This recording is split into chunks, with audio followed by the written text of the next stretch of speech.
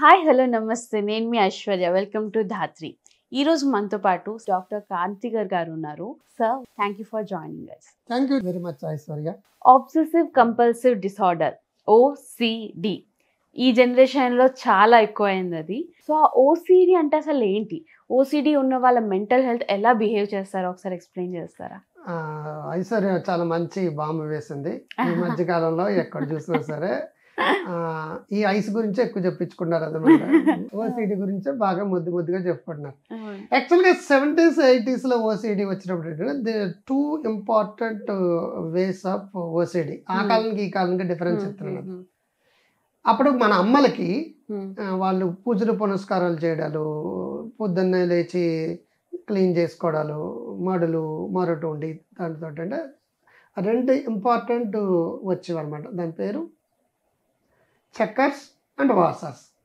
Checkers అంటే ఏం చేస్తారంటే గ్యాస్ కట్టామా లేదని చెక్ చేసుకోవడం, లాక్ వేసామా లేదని చెక్ చేసుకోవడం, జేబులో ఉన్నాయా లేదా చెక్ చేసుకోవడం, ఇప్పుడు నేను సరిగ్గా చెప్పానా లేదని చెక్ చేసుకోవడం. బ్యాంక్ మేనేజర్ నోట్ల కట్టలు కట్టి మళ్ళీ లక్ చేసి మళ్ళీ కట్టి మళ్ళీ కట్ చేసి మళ్ళీ లక్ కట్టి మళ్ళీ మళ్ళీ మళ్ళీ మళ్ళీ మళ్ళీ మళ్ళీ తీసుకొచ్చేస్తుంది అనమాట. రెండవ పద్ధతి ఆ కాలంలో వచ్చేది అంటే వాషర్స్ అనమాట. వాడు ప్రతిదానికి శుచి శుభ్రత ఉంటుంది. దీన్ని కంటామినేషన్ ఓసిడి కూడా అంటారు. అంటే చేతులు ఎక్కువసార్లు కడుక్కోవడం, అంట్లు తోమిన తర్వాత మళ్ళా తోమడం, మళ్ళీ తిరిగి రిపీటెడ్గా క్లీన్ చేసుకోవడం, బయట నుంచి ఎవరైనా వస్తే కాళ్ళు కొడుకోమండం, పని మనిషి బట్టలు ఉతికేసిన తర్వాత మళ్ళా ఉతకడం, అంట్లు తోమడం, బాగా శుచి శుభ్రతలతో పాటు వీలైనంత వరకు కోవిడ్ టైంలో మాటికి కెమికల్స్ని బాగా క్లీన్ చేసుకోవడానికి ఉపయోగించుకున్నారు అనమాట. ఈ వాషర్స్ చెక్కర్స్ అనేది చాలా సంవత్సరాలుగా అందరికి వస్తున్న ఓసిడీలు. అది చెక్కర్స్ వాషర్స్తో పాటు ఇప్పుడు ఎక్కువ వచ్చేది ఏంటంటే religious OCD, God OCD and also different varieties of OCD. సుమారు 15-16 రకాల ఓసిడీలు ఉన్నాయి. రిలీజియస్ ఓసిడీలో ఎలా ఉంటుందంటే నన్ను తప్పు చేశాను దేవుడు కన్నా శపిస్తాడా, మళ్ళీ దండం పెట్టుకుంటారు.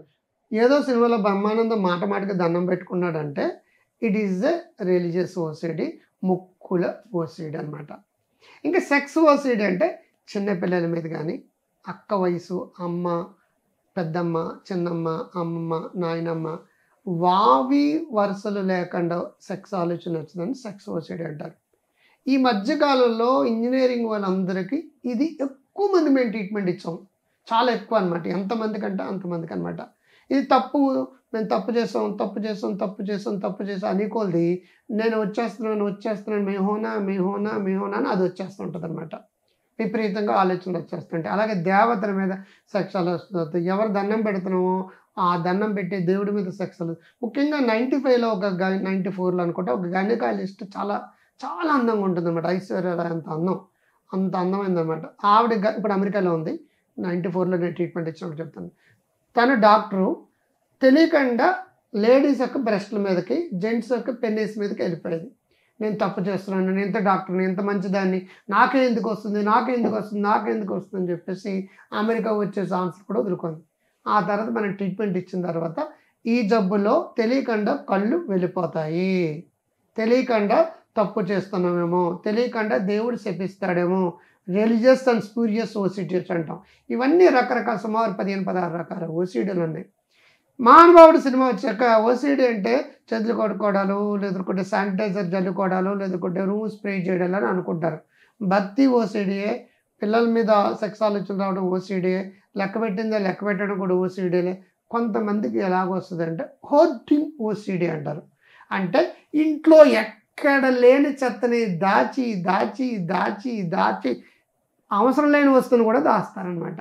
ఎవరికొకరు దానం ధర్మం చేసేచ్చు కదండి. దాయిటది నేను 1978లో కొన్నాను, తాతగారు ఇచ్చారు అని చెప్పేసి రకరకాల దానికి లింకులు పెట్టి దాచేదాన్ని ఓసిడి అంటారు. అందుకే నేను ఈ ఓసిడీని ఏమంటారంటే పెద్ద బోసిటీగా అంటారు అనమాట. అసలు ఓసిడి మీనింగ్ ఏంటంటే అబ్సెసివ్ కంపల్సివ్ డిజార్డర్ అని అంటాం కదా. ఓ అంటే obsession. If the thought is repeating so many times, it is called as obsession అన్నాం. ఒకే ఆలోచన పదే వస్తే దాన్ని ఇంగ్లీష్లో అబ్సెషన్ అంటాం.